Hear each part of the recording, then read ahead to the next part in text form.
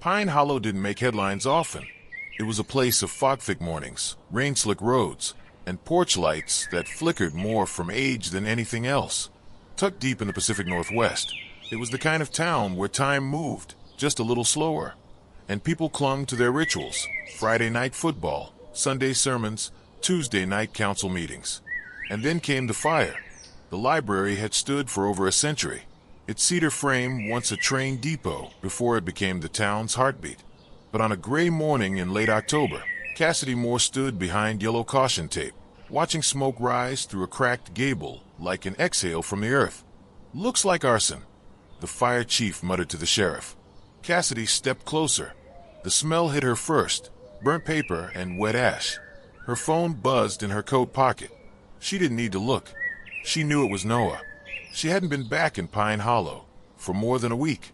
What was supposed to be a short visit to help her father recover from hip surgery had turned into something stickier.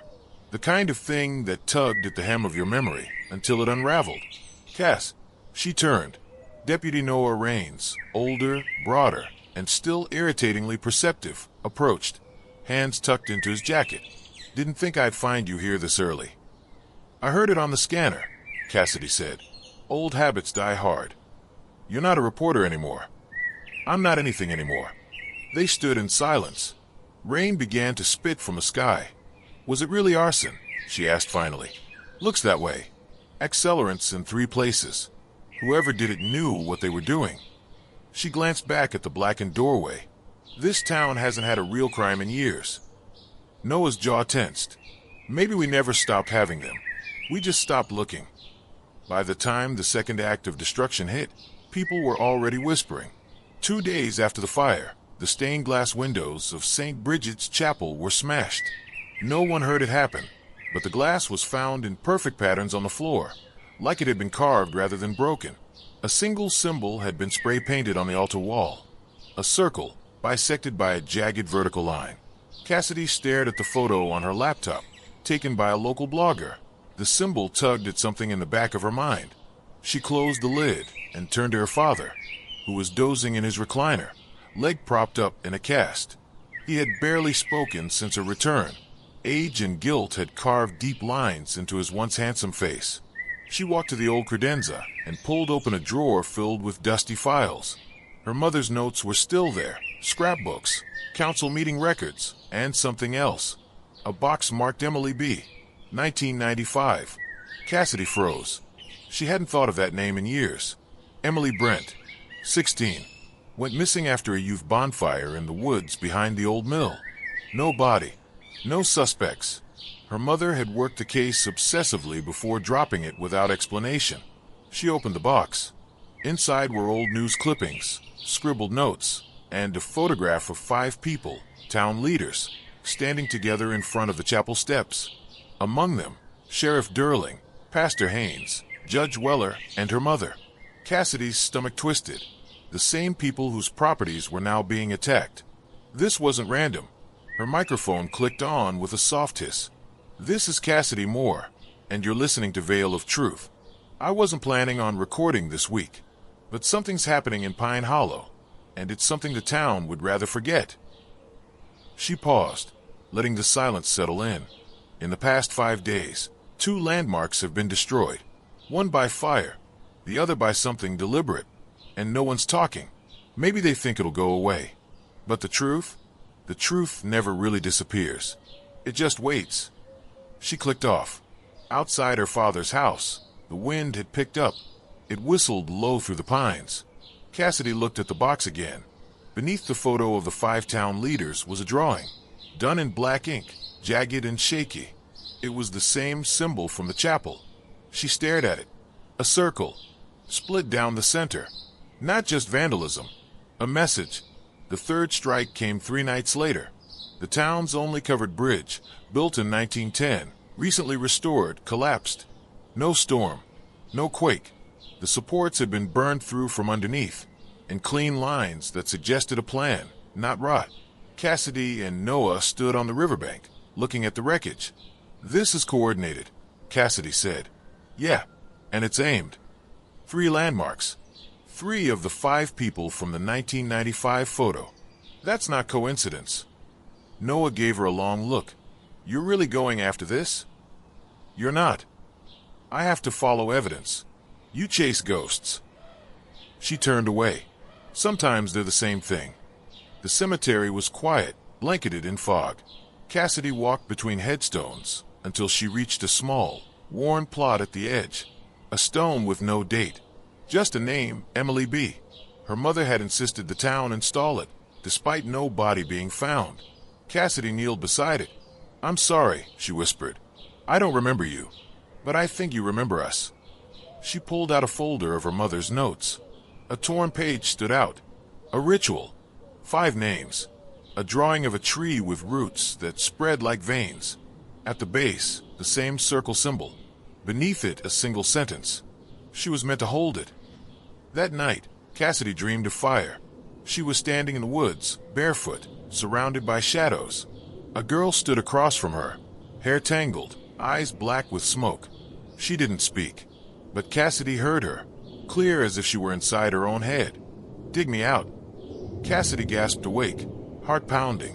She checked her phone. No service. The clock blinked 3:13 a.m. Outside, the wind howled louder than before, and in the distance, she heard something creak, like wood, like a door slowly swinging open. Cassidy moved through the house in silence. Every floorboard creaked louder than it should have been. Her father's room was still, lit only by the amber glow of the streetlight outside. He hadn't stirred. The front door was locked. She checked it twice anyway. But the wind carried something else with it tonight. Not just branches scratching windows or gutters rattling loose. This was rhythmic, intentional. She pressed her ear to the front window. 3 knocks, then silence, then 3 more. Her breath caught, not on the door, but from the woods beyond the fence. By morning, the knocks had stopped. The wind died. But Cassidy's nerves didn't settle. She pulled up the audio files from her podcast recorder and found something strange. A faint sound recorded overnight. Not just wind. A whisper, almost inaudible. Cass, wake up. She bolted upright. It was Emily's voice. She was sure of it. Later that day, Cassidy met Noah again, this time in the back of the diner, away from ears. She showed him the torn page from her mother's notes. The ritual, the 5 names, the symbol. Noah ran a hand through his hair. This isn't just old-town politics. It never was, Cassidy said. You remember Emily's case, don't you? Barely. I was a rookie. Sheriff Durling shut it down fast. Called it a runaway. And everyone just accepted that. Noah shrugged. People didn't question him. They wanted to move on. Well, someone didn't. That night, they went back to the woods. Not to the bonfire site, but farther. Cassidy had dug through her mother's notes and found a hand-drawn map. A place marked Vigil Hollow. It wasn't on any modern charts, but it existed. The trees thickened as they walked. Old markers, symbols carved into trunks, appeared. The same circle and split. And then, in a clearing, they found it. A ring of stones, blackened at the edges. A small wooden post in the center. A name carved into it. Emily Brent. Cassidy's breath caught. She wasn't just buried, she whispered. She was bound. The air thickened. A crow screamed in the distance. Noah bent down, brushing aside moss. A metal box, rusted but intact. Inside, a charm bracelet, a folded note, and a small vial of dark, cracked earth. Cassidy unfolded the paper. They broke the circle. She waits now, unfinished. Suddenly, a low crack behind them. They turned. A figure stood at the edge of the clearing, not moving. A man, tall, hooded. Then he vanished into the trees. Noah drew his weapon, but Cassidy stopped him. We're not alone out here. We never were. The next morning, news hit town fast. Judge Weller was missing. His car was found abandoned by Pinehollow Creek, door ajar. No struggle. Just gone. Another of the 5. Only 2 left, Pastor Haynes and Cassidy's mother. Except her mother had died years ago. A heart attack, they said. Cassidy wasn't so sure anymore. She returned home, shaken, and confronted her father. He didn't deny it, just looked away. You need to stop digging, he said. What they did, it was to protect the town. From what? His voice cracked. From her. Cassidy leaned in. You mean Emily? No, he said. What was in her? What she was chosen to carry? Back in her childhood bedroom, Cassidy stared at the map again. 5 names. 5 points. A seal. And someone was breaking it. She set up her podcast mic again. This is Cassidy Moore. If you're hearing this, I need you to understand. What's happening in Pinehollow isn't history. It's a pattern. It's a reckoning. And I don't think I was meant to leave this town. Not until the last truth is found. Not until we dig her out. Outside, thunder rolled across the valley. And in the shadows of the woods behind her home, something old began to stir. Cassidy barely slept. Her father's warning echoed through her mind like a war drum.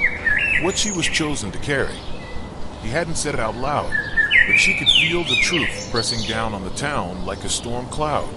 Whatever happened to Emily Brent wasn't just a tragedy. It was a sacrifice, and Pinehollow had buried the consequences. By morning, the town was already spinning from Judge Weller's disappearance. People whispered in grocery store aisles. Doors shut faster than usual, and the chapel bell rang once, for the first time in years. Cassidy sat in her car, parked across from St. Bridget's, staring at the broken stained glass. Pastor Haynes had gone quiet, refusing interviews, canceling services. She needed answers. She didn't knock when she entered the rectory.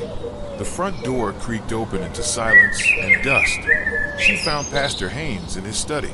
He looked smaller than she remembered, as if the weight of years and secrets had collapsed his spine. I was waiting for you, he said quietly. You knew I'd come. He nodded, just like your mother did, just like we all did when we agreed to the pact.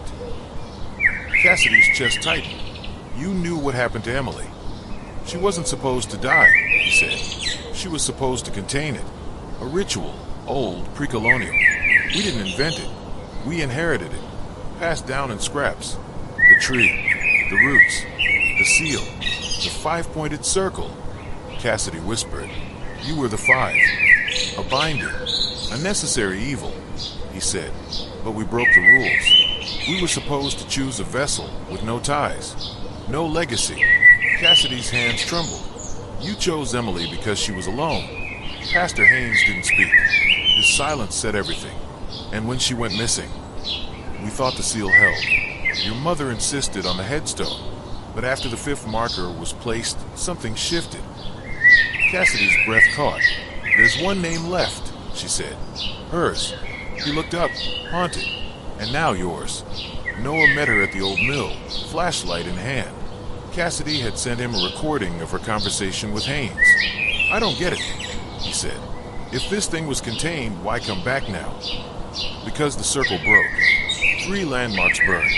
1 man vanished. Haynes set a 5th marker. That must have been my mother's grave. So why attack the town? Cassidy looked toward the woods. Because something wasn't finished.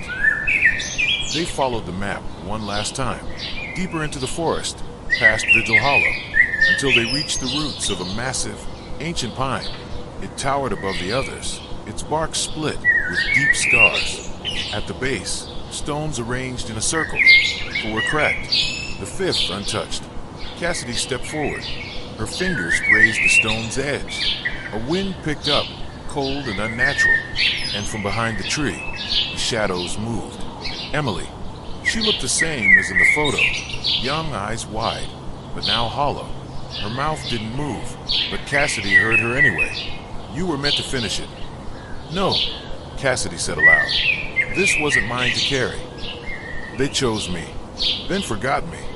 They broke the circle, but not the dead.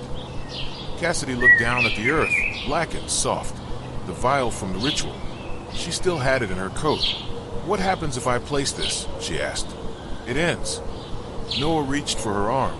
Cass, this could be dangerous. We don't know what kind of. We do, she said, voice steady. This isn't a haunting. It's an inheritance. She knelt, placed the vial in the center of the stones, and whispered the final line from her mother's notes. By root and fire, sleep returns. The earth shuddered. Light burst from the pine's bark, golden and searing. The wind howled, and then silence, When Cassidy opened her eyes, the circle of stones had sunk an inch into the ground. The tree stood taller, still, and Emily was gone.